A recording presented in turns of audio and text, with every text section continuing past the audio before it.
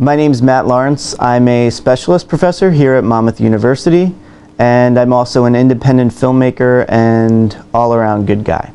My name is Andrew Demersion, and I am a professor, specialist professor here at Monmouth University. And my work, when I'm not here, I do a lot of stuff. I guess the kids call it media art these days. It's kind of working with interdisciplinary between sound and video art and installation, multi-channel video installation.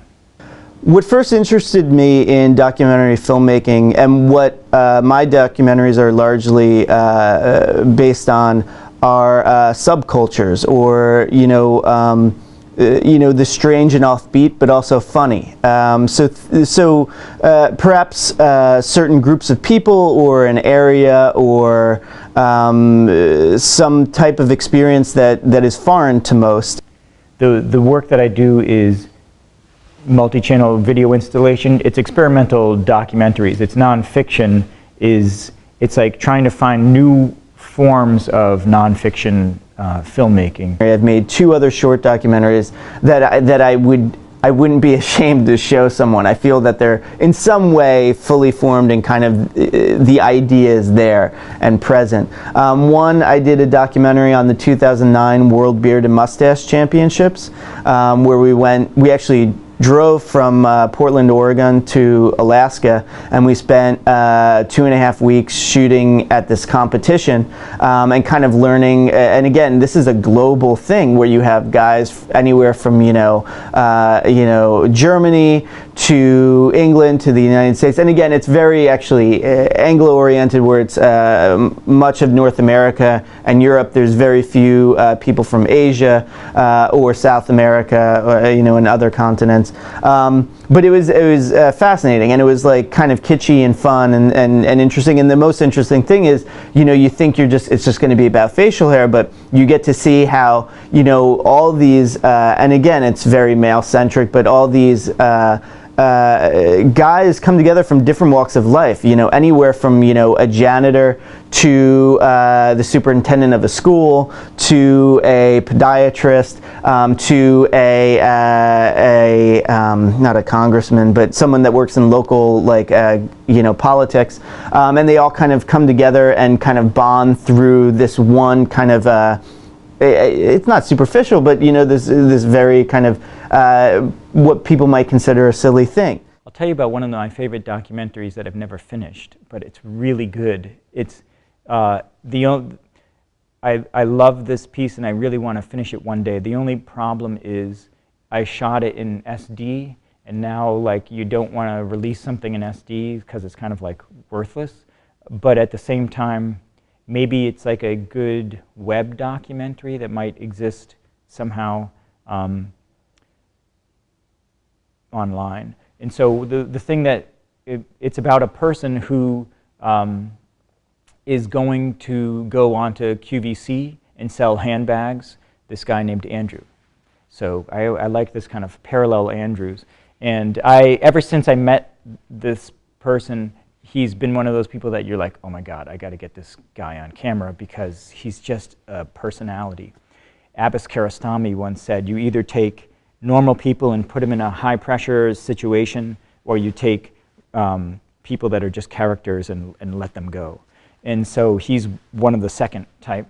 And so it turns out he's an amazing salesperson, but when he was in front of the camera, he was a deer in headlights. And so I thought it'd be really interesting if you made a documentary that was about the power of the camera to help someone get over their fear of the camera. And so for 30 days, I followed this person around as he was preparing to go on QVC. And then I went with him to QVC, and it was in backstage, and no one was around there. And so you have all these monitors that show, as if he says certain words, it'll spike up, and other words will kind of be. And so I'm shooting everything in sight backstage. I like the piece because it has this kind of natural end to it. So balancing being a documentarian and a professor is actually great in that, where I just left off, when you're able to connect with people, when you're able to get them to put their guard down, to kind of share parts of themselves that perhaps they would never think they could or they would want to share with a stranger, you start to, and again, it's not, I shouldn't say it's this like natural ability. I mean, some people are better than others, but it's this, I think it's an ability to be very empathetic, to listen. I mean, that's one of probably the most important things that I'm sure, I know I teach, and I'm positive we teach here at Monmouth, is this idea of listening to someone and allowing them to express themselves. And again, depending on the circumstances, sometimes questioning them, sometimes asking for more, or perhaps asking them to shed a better light on the subject, or perhaps clarify, or explain themselves better. But understanding the complexity of being able to connect with people through documentary filmmaking, and then being able to take those skills, and I think it's incredibly important as a professor, one, to be perceptive, to be able to read someone, two, to be empathetic, three, to listen. So I think it kind of, again, you're not doing the same exact thing, but you can take a lot of those skills, and a lot of the skills that I develop in the classroom, then I can take and bring into documentary filmmaking. In that, the other thing that documentary filmmaking allows you to do is kind of understand that it's not just your orbit. It's not just the way you look at the world. There are people look at the world in wildly different ways, and there's no right or wrong way. And understanding that, yeah, I mean, sometimes there are things that are absolutely wrong and absolutely right, but oftentimes it's a gray area. So understanding that when you're teaching students is, perhaps they're not wrong for looking at something a certain way, but perhaps you can help shed a better light on the subject, or perhaps you can allow them to see the world outside of their orbit, or the orbit that they've grown up in. So I think one of the cool things about teaching is I tend to do a lot of research about what other people are doing, let's say, a doc like Bear 71, and what, that research helps kind of round out your perspective on what you might want to do. So in a way, as well as kind of learning different ways to work with, let's say, HTML5 to see what you can do with videos online as the technology changes. So in a way, it's great to have a dialogue there. I think what makes for good teaching and for good and classes, and I could be wrong, is when you're really interested in a subject and are diving into it, and you bring the latest, most interesting stuff to the students. And so that's one class that I love to teach.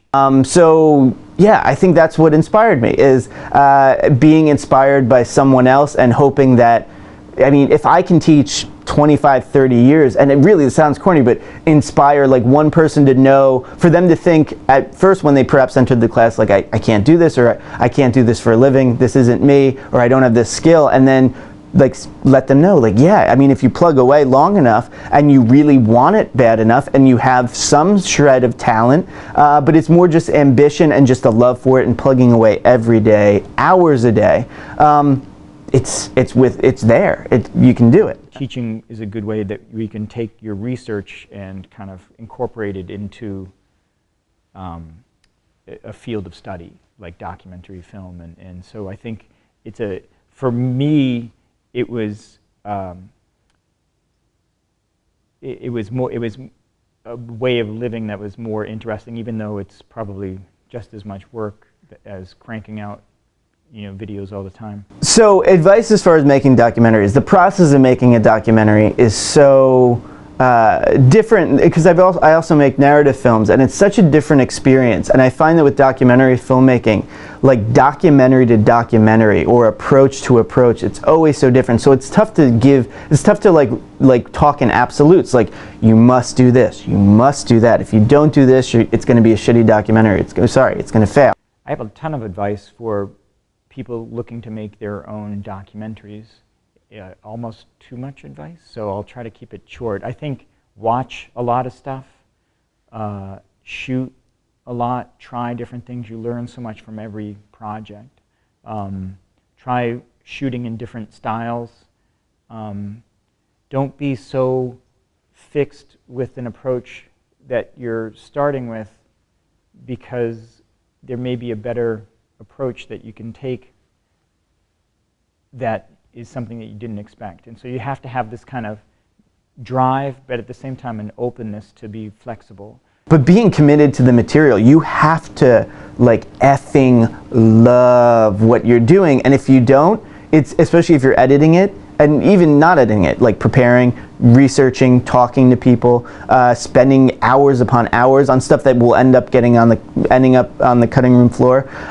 If you don't love it, then it is wasted energy, because you're just throwing away hours upon hours of time. But if you love that stuff, it's gonna, I mean, there's nothing more gratifying than seeing it kind of come together, and then seeing an audience connect with it that like never knew that existed, or never saw it like from that angle, or you know, whatever. So that's kind of the gratifying thing, is if you do love it, and it is, and you do spend the time and give it the love that it needs, it turns out to be something that, I mean, it's not flawless, but it's something that people are going to connect with. And at worst, you can like show it to a friend one night, you know, and they can think that like, wow, like, you know, they think you're a lot smarter and cooler than you perhaps are, you know.